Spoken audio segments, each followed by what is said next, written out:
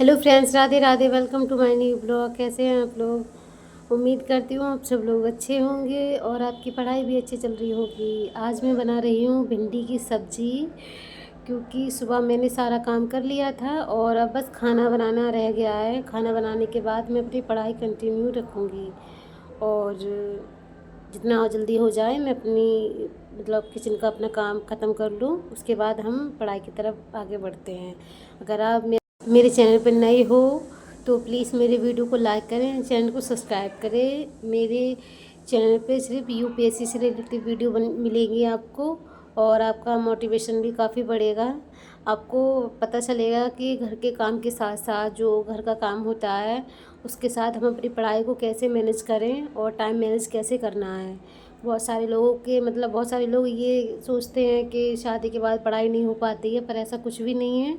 अगर इंसान के अंदर कुछ करने का जज्बा है ना, तो वो किसी भी हाल में कर सकता है, चाहे उसके ऊपर बहुत सारी जिम्मेदारियां क्यों ना हो।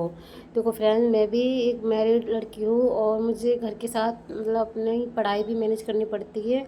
लेकिन मुझे पता है कि मुझे कितना टाइम अपना कहाँ निकालना है और अपना टाइम कहाँ कितना लगेगा।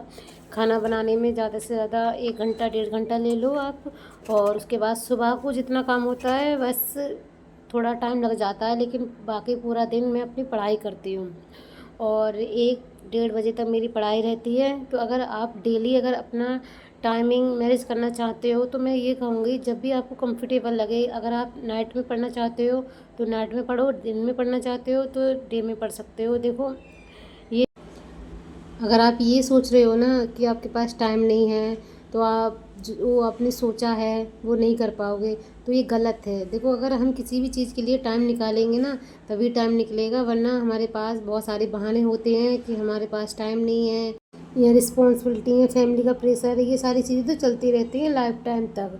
एक रिस्पॉन्सिबिलिटी ये भी तो है कि अगर आपने कुछ सपना देखा है तो उसे पूरा करना ये आपकी खुद की जिम्मेदारी है। कोई आपसे ये कहने तो नहीं आएगा कि तुम अपने लिए टाइम निकाल लो या हम तुम्हारे बदले का काम कर देंगे। जो भी है आपको मैनेज करना पड़ेगा, आपको खुद का टाइम निकालना पड़ेगा खुद के लिए। इसीलिए सोचो कि आपको करना क्या है।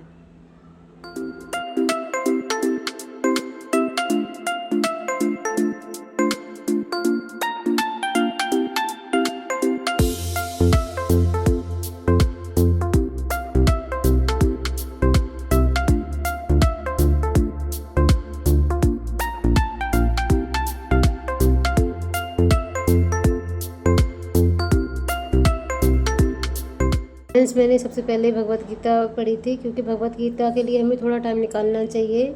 और ये बात मैं अपने एक ब्लॉग में और शेयर कर चुकी हूँ, काफ़ी वीडियो में बता चुकी हूँ, क्योंकि ज़िंदगी में जो चीज़ें अच्छी हैं ना, उनके लिए तो थोड़ा टाइम निकाल लेना चाहिए। अगर आप अच्छी चीज़ों के लिए टाइम नहीं निकालोगे ना, तो देखो इतना अच्छे से कुछ भी नहीं हो पाएगा जितना अच्छे से आप चाहते हो। इसलिए इतना टाइम तो निकालो। आप पढ़ाई तो करते ही हो, तो आप अपने रूटीन में ये तो ऐड कर लो कि आपको डेली आध घंटा 10-15 मिनट ही निकाल लो। 10-15 मिनट बहुत है। तो भगवत गीता पढ़ने से ये होता है कि अगर आपके मन में ये सारी चीज़ें चलती रहती हैं, आपको खुद के ऊपर कंट्रोल कैसे रखना है, दिमाग को एक जगह स्थिर कैसे रखना है, ये सारी चीज़ें दी हुई हैं। बहुत सारी चीज़ें ऐसी हैं जो हमें भगवत गीता से सीखने को मिलती हैं। देखो, हमेशा मैं ये नहीं कह रही हूँ कि पूजा पाठ करो और फास्ट वगैरह रखो। पूजा पाठ करने से भी ज़रूरी ये है कि आप चाहे फास्ट मत रखो, लेकिन जो आपके मन के जो विचार हैं ना, उन्हें थोड़ा उनके अंदर थोड़ा बदलाव लेके आओ। पूजा पाठ करने से भगवान प्रसन्न नहीं होते हैं। अगर आपके अंदर किसी भी चीज़ को लेके बहुत ज़्यादा आप मन मुटाव रखते हो ना, तो उन सारी चीज़ों में बदलाव लेके आओ। भगवान ये हमेशा ये सोचते हैं कि लोग हमारे लिए फास्ट रखते हैं, पूजा पाठ देर रात करते हैं, लेकिन फिर भी वो उनकी कुछ भी जो भी इच्छा होती होगी वो पूरी नहीं होती है। कि हम तो बहुत पूजा करते हैं, पता नहीं हमारी विशेष क्यों नहीं पूरी हो रही। वो इसलिए कि पूजा पाठ करना बहुत आसान है, लेकिन जो ज़रूरी चीज़ें हैं ना, खुद के दिमाग का विकास करना, खुद के मन को साफ रखना, ये ज़रूरी होता है। ये नहीं है कि आप पूजा पाठ करते हो, दूसरों के प्रति हमेशा ईर्ष्या वगैरह रखते हो और कभी किसी से खुश नहीं होते हो।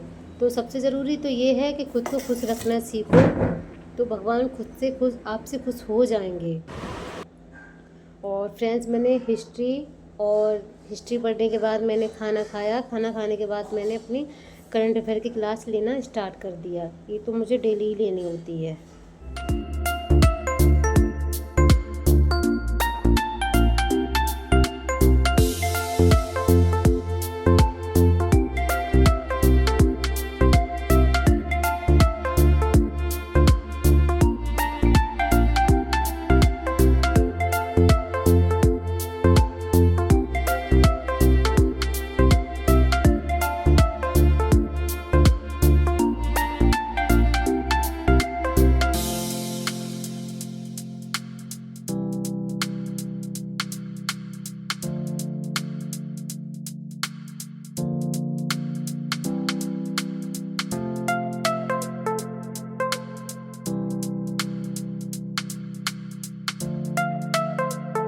फिर की क्लास ख़त्म करने के बाद फ्रेंड्स मैं हिस्ट्री की क्लास लूँगी, जो 10th क्लास की हिस्ट्री की NCERT है।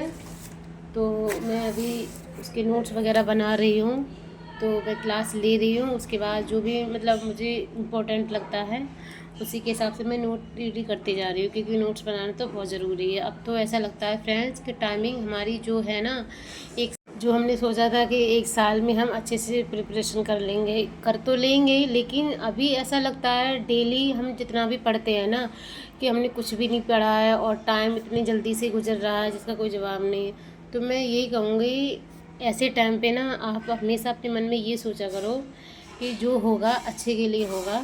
आप ज़्यादा टेंशन लोगे ना तो इससे किसी का फ़ायदा नहीं होने वाला, यहाँ तक कि आपका ही नुकसान होगा। आप ज़्यादा सोचोगे ना तो आपके सर में दर्द होगा और आप अपनी किताबें बंद करके रख दोगे, क्योंकि सर दर्द में तो कोई पढ़ाई नहीं कर सकता।